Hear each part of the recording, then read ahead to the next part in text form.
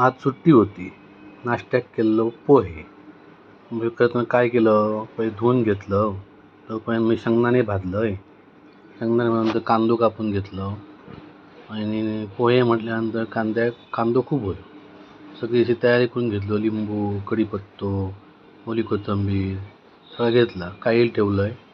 त्याच्यात जिरा, मोहरी टाकलं आहे, कढीपत्ता टाकलं आहे आणि फोडणी दिल्यावर आणि कांदो टाकल्यानंतर जरा परतलं बरं अगदी.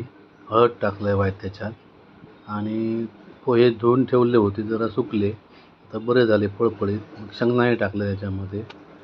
शेंगदाण्यानंतर जरा पुन्हा परतलं आहे आणि त्याच्यात मीठ, थोडी साखर आणि नंतर लिंबू पिळलं आहे. लिंबू पिळला कसा जरा बरा लागता. मग खोबऱ्या घालून वरती शिवरलं आहे. तोपर्यंत चाय उकडत ठेवले होते. ओली कोथिंबीर टाकलं हिरवीगार आणि मग ते ढवळलं आहे. चाय ओतलं आहे आणि पोहे तयार झाले. तशी पोहे खाऊक घेतलं आहे. चाय आणि पोहे खाऊची मजा वेगळीच.